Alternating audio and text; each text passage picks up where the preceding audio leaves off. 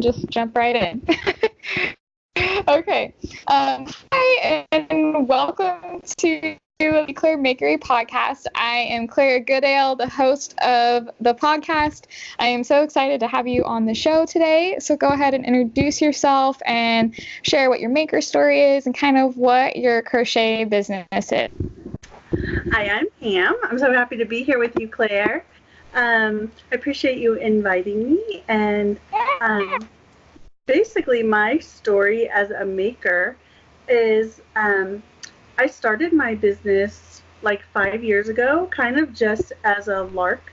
And I started selling products. So I have a product-based business on Etsy, and I do craft fairs, and that's my business Made with a Twist. And then I have this business called Crochetpreneur, in which I help other crochet business owners to grow their businesses. I love that you have both things, so that you have your own crochet business that has made over 17,000 sales on Etsy. That's amazing. And then now you have your coaching business, which is so helpful. You produce so many awesome resources for people. And I think that kind of drives what our topic is today about having a customer-centric / values-centered business. So how would you define that? Because I feel like that is really the core of what both of your businesses really are in your crochet business. Yeah, and I think there's a lot of people who run their businesses that way, but they don't realize that that's what they're doing. Mm-hmm. So a values-based business is one that is operated based on who you are as a person, what your core values are.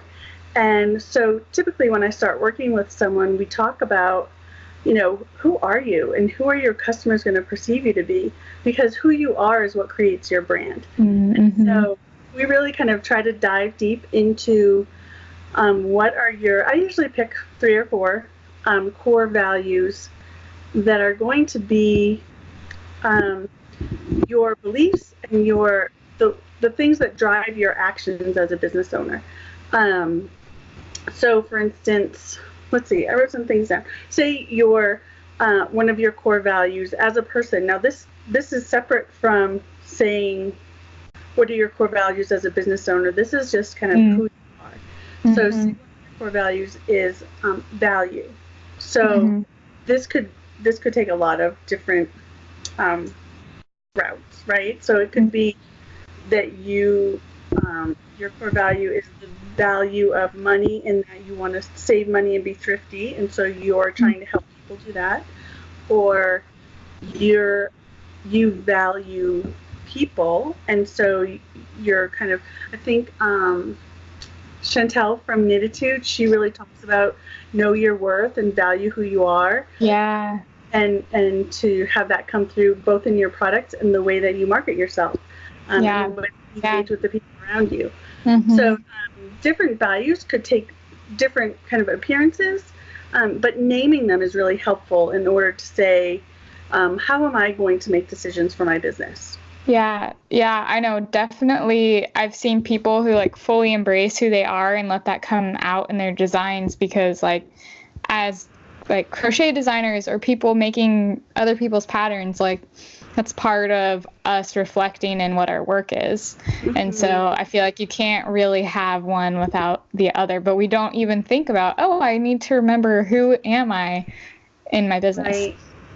Right. And sometimes if you forget, your gut is going to tell you, I am not operating out of who I really am, because you're going to be stressed. You're going to have more anxiety. I think almost every crochet designer I've met kind of struggles with anxiety. I think it's part of the creative process, but having more anxiety, and that anxiety that just doesn't feel right in your gut. And so when you feel those things, to kind of check back in with your value statement that you create out of, once you identify your core values, and deciding how you can interpret that in your business.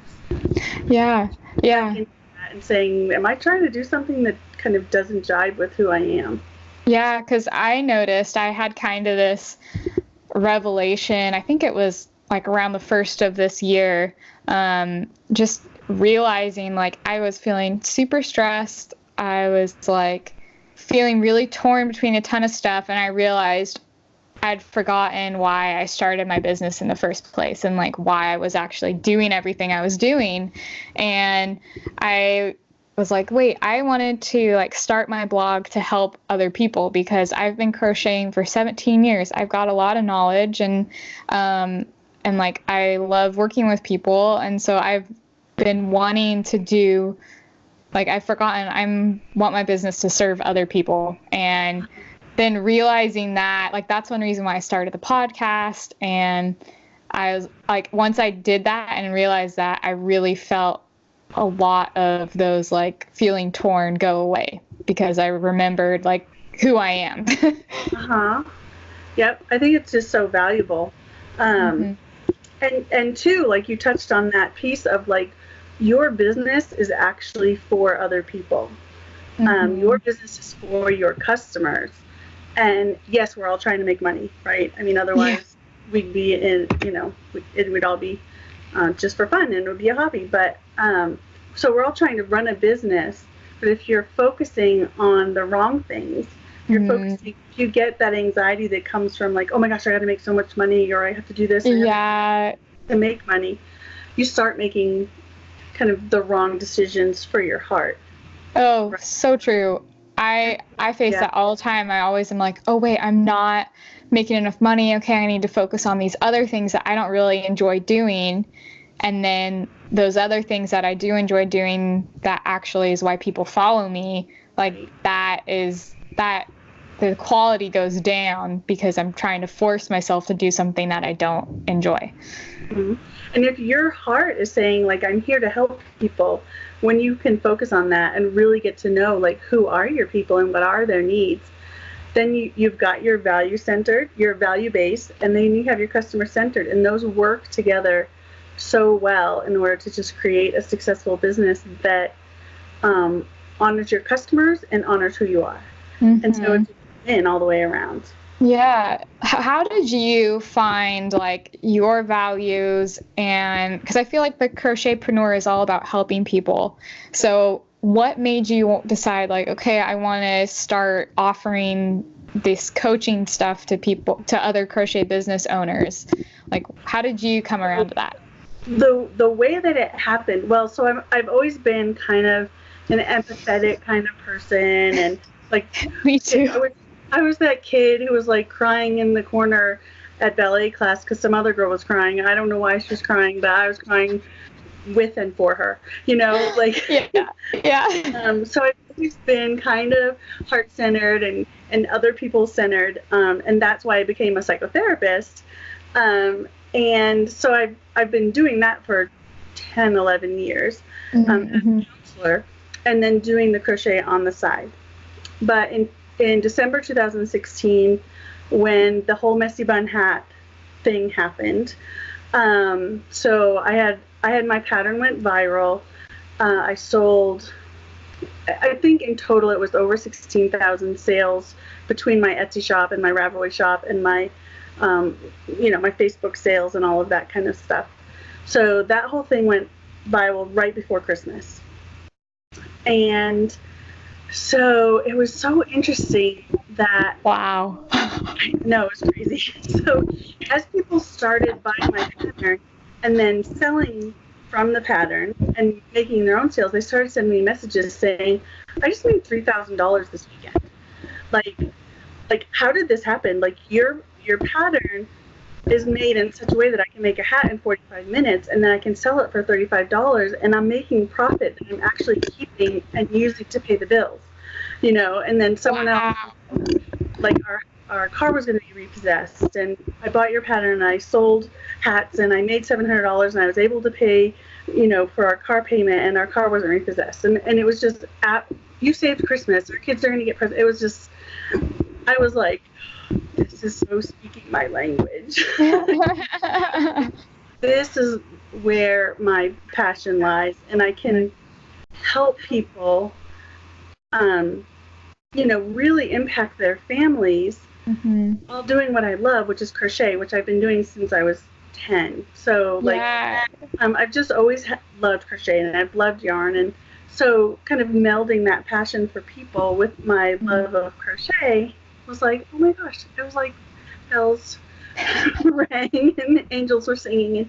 And I was like, this is what I want to do. Because my husband and I, now I'm 54 now, and he's almost 60, which is unbelievable because learn as you get older that you never feel like you're getting older. Like, oh yeah.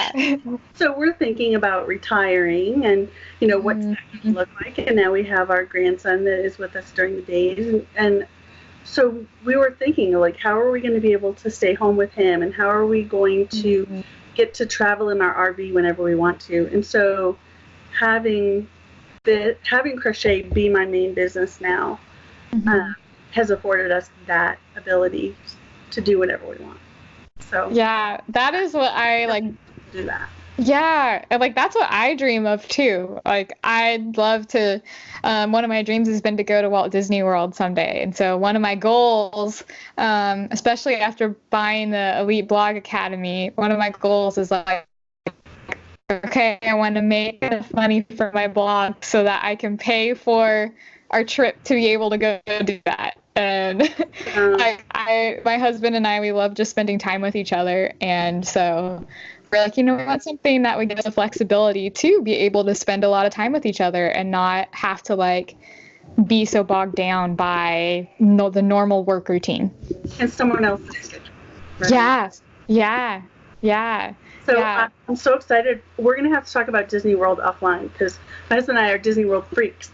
Like we go once or twice a year, even though we live in Colorado, we still go to Florida all the time. Oh, that's amazing. So we'll talk about that. Yeah.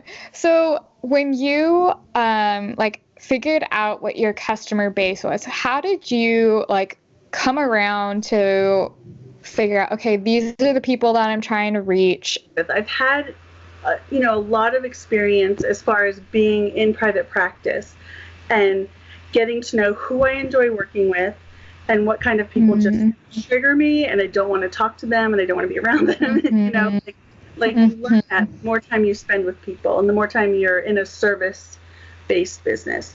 And so I'm able to translate that into both my products, my Crochetpreneur business. So I really love to work with people who like to work hard. So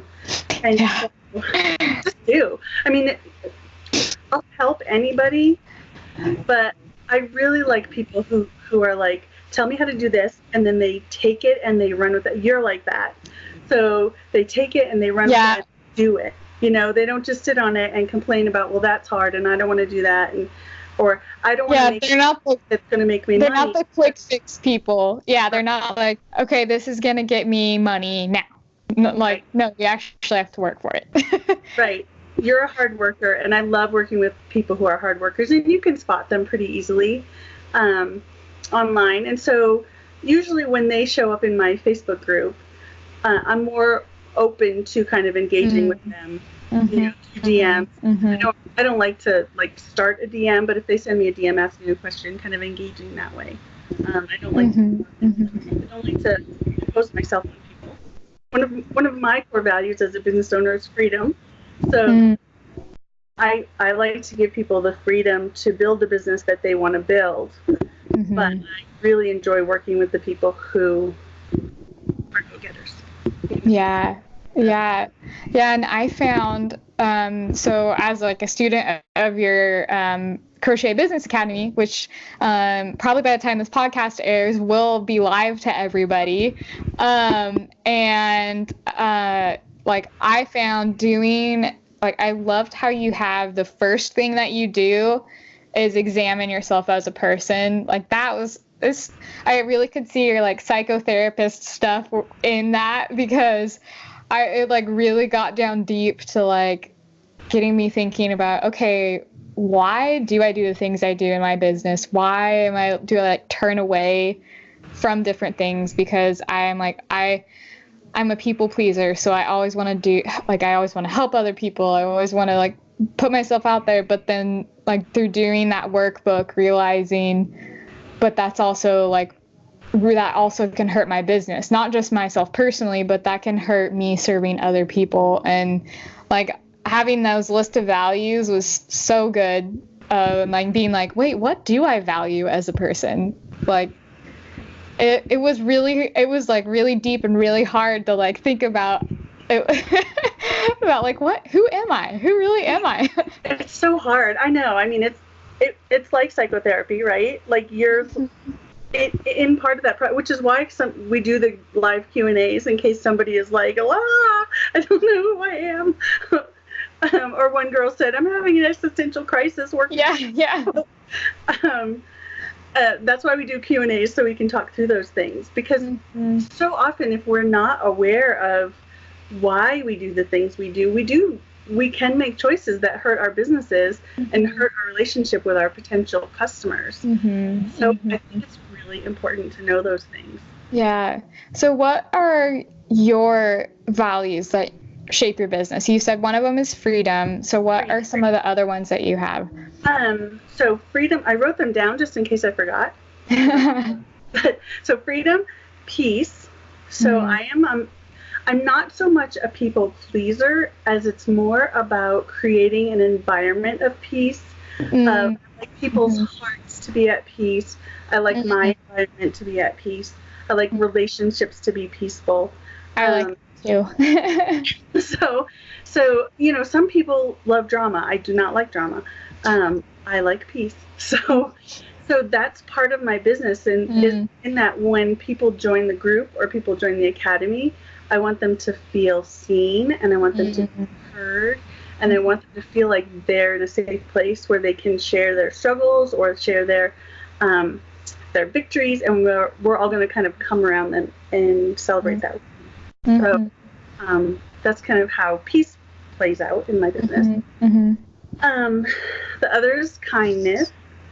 I think in the academy we talked a little bit about how everyone was like, Pam is so sweet. Oh, Pam is sweet. Oh, yeah. Like, yeah, that's my wife, Pam. Oh my gosh, she's so sweet. And I've always hated that, like my whole life. Like, stop calling me sweet. But now that I can just embrace, like, I like to be kind to people. I'm just one of those. I'm a sappy. I care about people's hearts. Commercials make me cry. Like, that's who I am. And so I try to be really kind in all of my interactions with people. Sometimes people push you to a point where you just have to be blunt, but it's not kind of my natural go-to.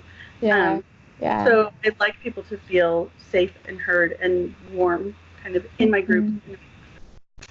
And then the last one I had to add on because it is just kind of part of what Crochetpreneur is generosity. I love to give things away for free. I don't like to hoard or what I've learned. I started the academy because I do have to have a business, but you can basically find anything that I know is out there for free for people. And I try to help as much as I can based on how much time I have at this point. But so generosity, both in sharing wisdom and sharing time, but also in sharing of my finances. And this year I've really kind of amped up talking about that a little bit because I really want to encourage other business owners to be generous. So I've committed this year to sharing 10 to 20% of my net profits. Net profits every month with organizations that rescue people because that's my heart. And so both my church organization and then some other organization, and my favorite is Exodus Road, from sex trafficking. And so all those different ways that I kind of play out generosity in my business really makes me feel good. It makes me feel like I have a purpose beyond making money for my own business and beyond helping other people make money, but to really make a difference in the world. One of my goals is I love the organization Cure that helps kids who have disabilities like clubfoot, or they have like cleft palate, like giving them free surgeries in third world countries. And that's an organization that my best friend is super passionate about, and that I've, through her, become really passionate about. And so I have a pattern idea in my head. I'll probably do it sometime this year of doing like some sort of doctor themed amigurumi, and then having the majority of the proceeds made from that pattern go to cure, because, or all the proceeds from that pattern being sold, just because I feel like I've started to realize too that I don't like to hoard my resources either. So I've started offering more free patterns on my blog, or more free resources, because like I'd rather be generous and help others than just keep it all for myself, because then how are other people going to succeed? Right. Good. I'm so excited for you. I can't wait for that pattern to come out. So yeah, if you missed it, make sure you let me know so that I can. I will. Yeah, I would love that. So how have you seen like those values influence your business? Because I feel like you kind of touched on each of those a little bit, but how have you really seen those influence the way your business is run, or the kind of the structure of your business? Let me think.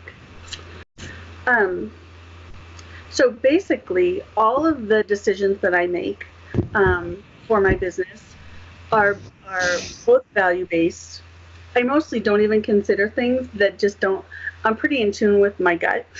And so if my gut says this is not right for you, I'm saying like no to that. But then also I bring in that piece of, well, who is my customer? And I have now a pretty extensive description of who is my person. She has a name. I have her picture. I have her whole backstory. She's kind of based off of a real person, but also a little bit of a jumble of other people. But anyway, she's my person. And so anytime I make a decision, I always say, like, what would Paige think of this? Does she want this? If the answer is no, then I don't do it, because it's not for her. And so if it's not for my person, then if I put it out there, my person is going to get confused and be like, wait, what are you doing? Like you said that this is who you are, but now you're doing this thing. And so I'm not really sure if you're for me anymore. And we always want our customers to be like, oh, Pam, she's for me. Yeah. Yeah. I want everyone who I draw into my business, if they are my people and I want to work with them, I want them to feel that same thing in return. So if they're coming to my site to learn about crochet business, and then I have a couple of Cricut things on there, they're going to be like, what? I have my Cricut right here. That's why I'm looking at it. Yeah, I've got my Cricut right over there too. So I love my Cricut, but that's not what my business is about. And so if I start bringing that in, she's going to be like, wait, what are we talking about? Yeah. About that other thing. You know? I found a way to work my Cricut into my business by having my project bags and my shirts. So. Yep. Yeah, and that's a great way to integrate it, because it's the same target.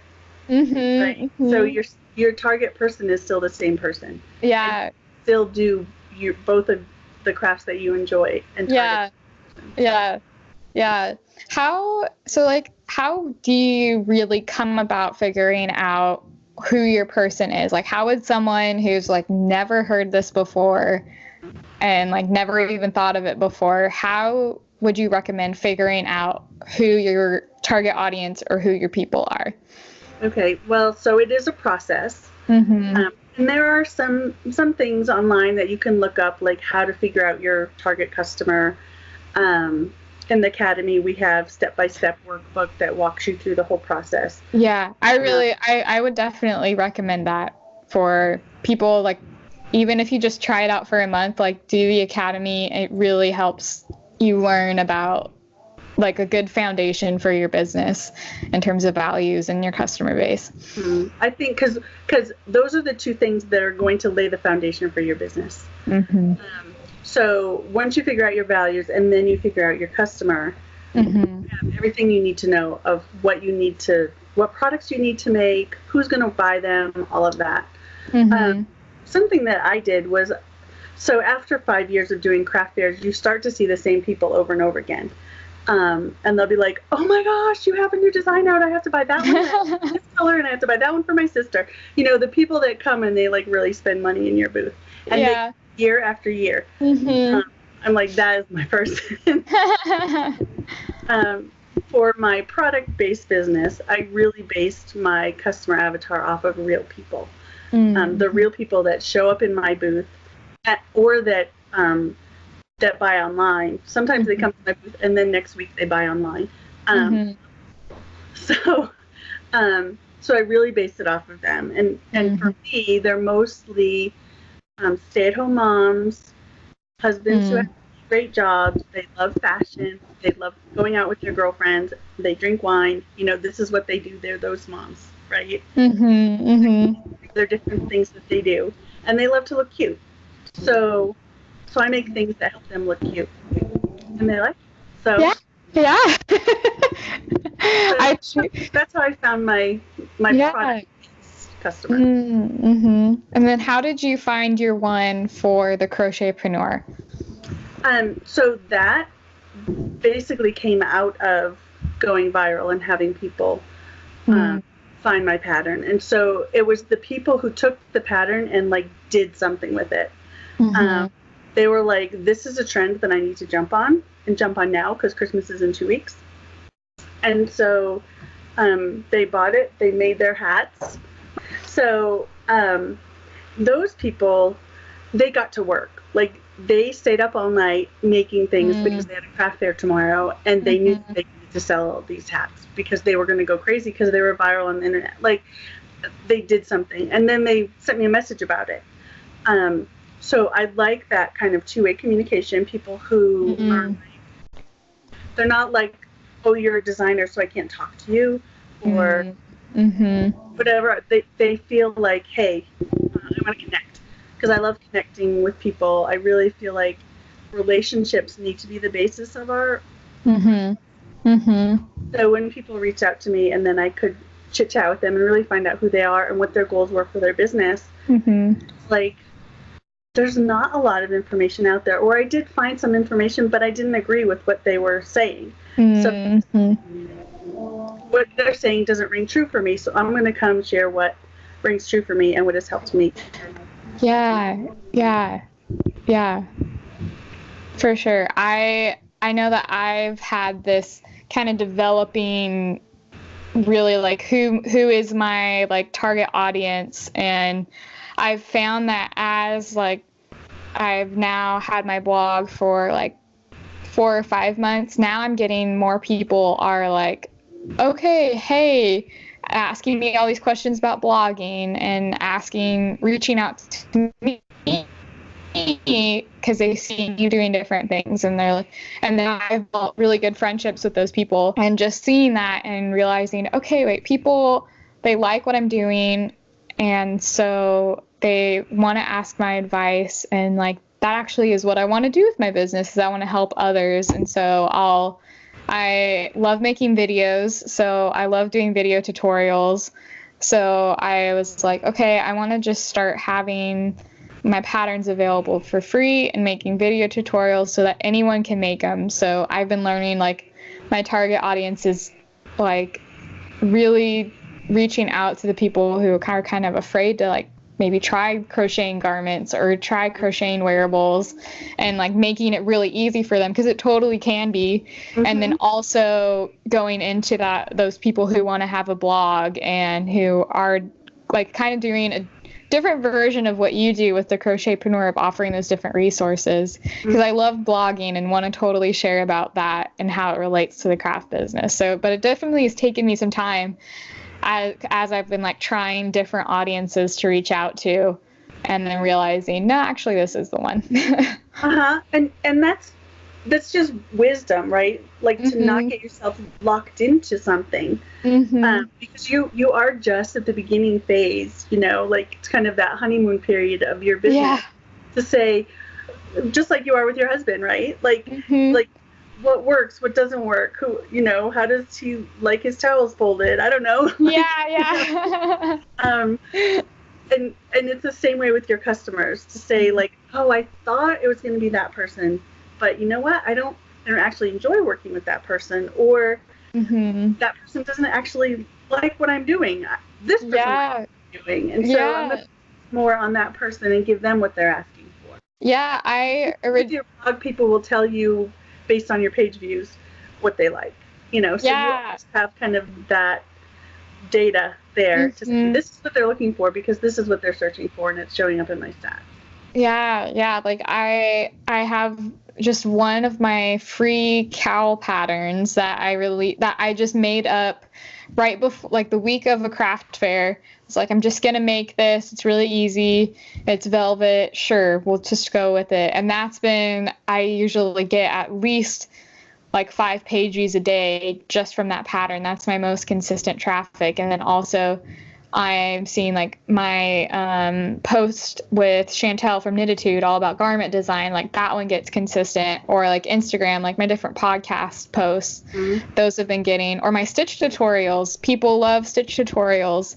Those get consistent traffic. And like at first I thought I was going to be reaching out to the person who wanted to just strictly make amigurumi, and that was really all I was going to blog about or post about. But then once I started garment making, I'm like, no, this is what I want to do. So now that's become my target audience, and I've seen so much more growth in myself as I've found like, actually, I really enjoy doing this. And I've seen people, they're like, oh wait, I was wondering how to do that. Thank you for sharing this. So realizing that is like who I've been looking for and searching for. But like you said, like it evolves, it changes as you learn and you see traffic coming through to you, like what works. Right. And so, you know, we had talked about, I think in the class, about not building your business around a product. Yeah. Like a singular, like if you say, I like doing amigurumi, I'm going to only focus on amigurumi, and then you find out like you're not attracting those people.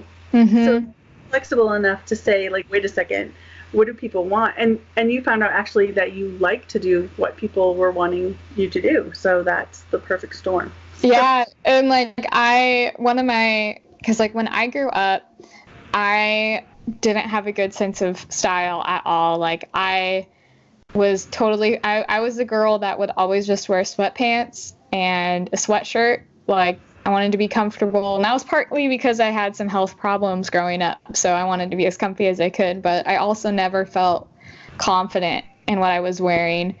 And I found like designing my own clothes, I really just am like, oh, I can create my own style. And I have like started kind of just like promoting that, like you can, like you might not want that one thing, but you can actually make something that you want to wear, because when you go to stores sometimes people don't have the things that you want to buy.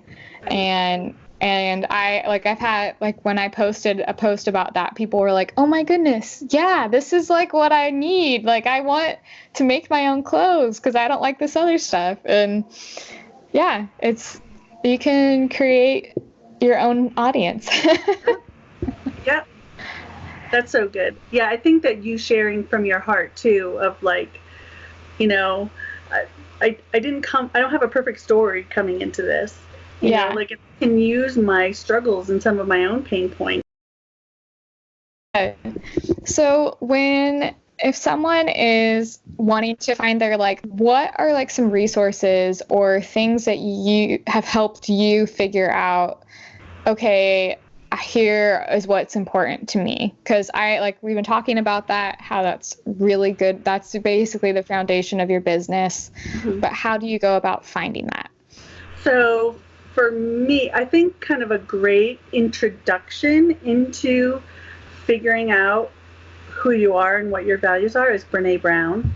Have you heard of her? I haven't heard of her. So she has authored several books. She kind of specializes in vulnerability and kind of understanding your story and being brave. And she's very easy to read. And like reading her kind of helped me understand the value of values.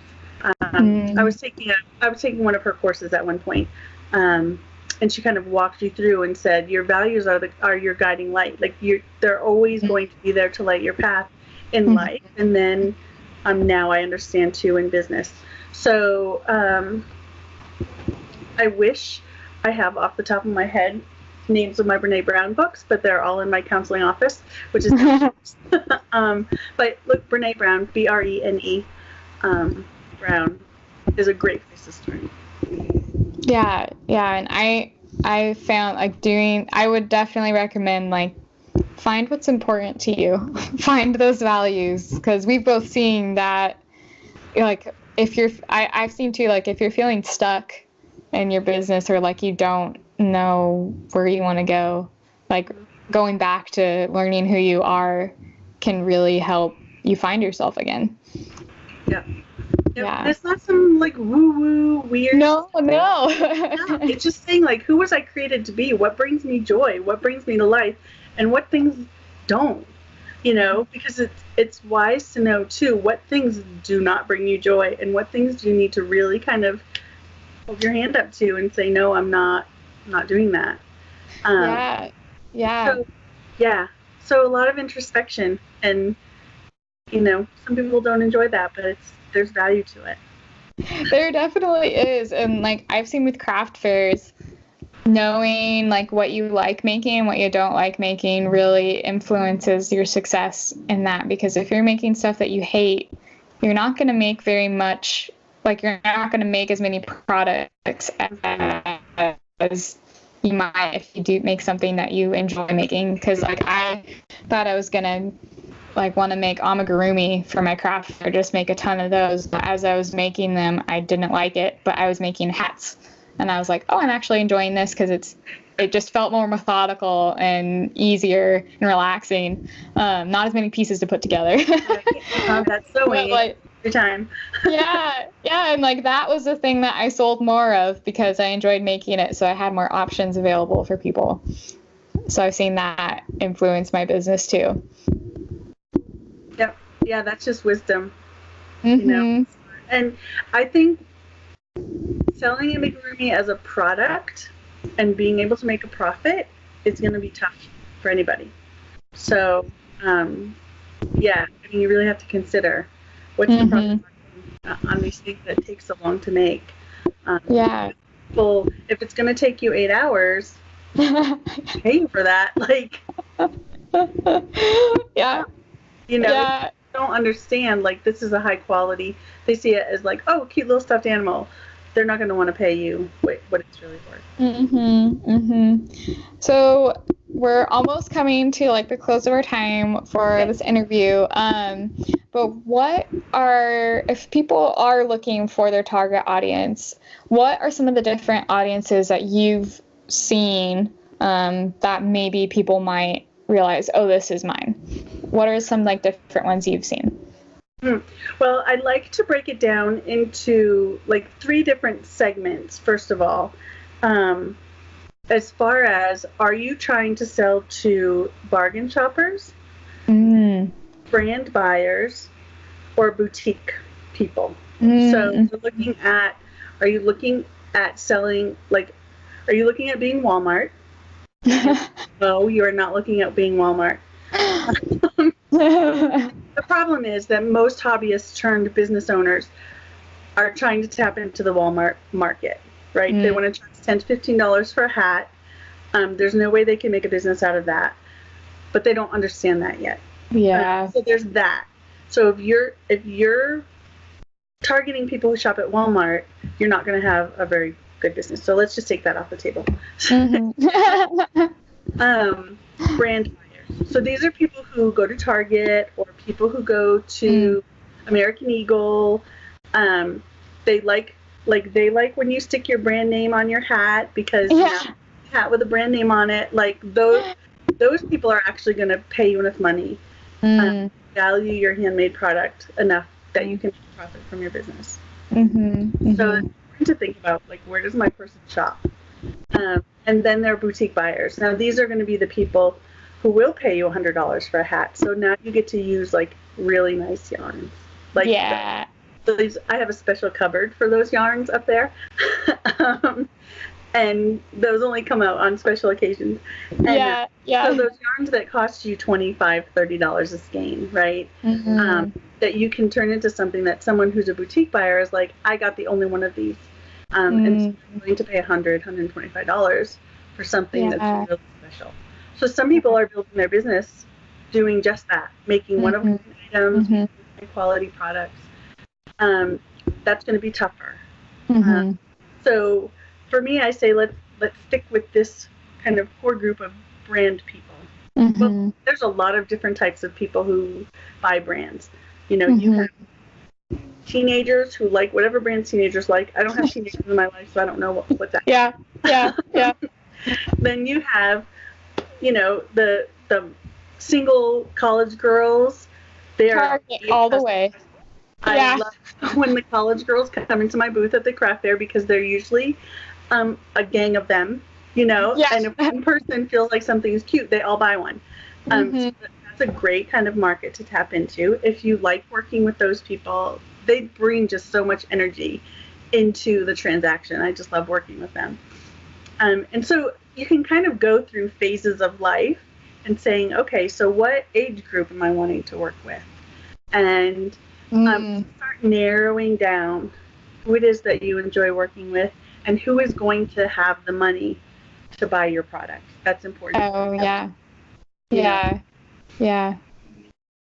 helpful? Yeah, no, that's totally helpful, because I think it's hard to realizing what direction I want my business to go, because I want it to reflect who I am, and knowing those things about myself has really helped me know where I want to take this blog. So yeah, and thank you so much for offering the resources of the Crochet Collective Facebook group, which I'll have the link below for that. So I really think that is very helpful. It's for anyone who doesn't know, it's a group of people who crochet business owners who are just trying to help each other out. And I love how you have the posts of, okay, share a link so that we can like your stuff, or that we can share it with other people. I just think it's a really good, encouraging community for people who need advice or want to grow their business. Great. Have new people come in, introduce yourself. And then I'll also do a plug for the Crochetpreneur Business Academy. If you are someone who's feeling like you need some help with your business, I think that's a really good course, and it's inexpensive. It's really affordable, and it is a great option for growth. I really enjoy it. I'm glad to have you there. Yeah. Well, thank you so much, Pam, for coming on the show and sharing about values. I really think that this is something that more people should know about and think about, and I'm really glad that we get to share this with everybody. Great. Thank you. Yeah, you are so welcome. So that is it for our episode today, and be sure to check out Pam's stuff. It's awesome. She really knows what she's doing. Cool. Well, thank you for coming on the show, Pam, and it was a real pleasure having you on here. Thanks so much. Thank you so much for watching this video. Be sure to like it below if you enjoyed watching it, and hit the subscribe button if you never want to miss out a video from me, and also check out my other videos and tutorials on my channel. See you next time.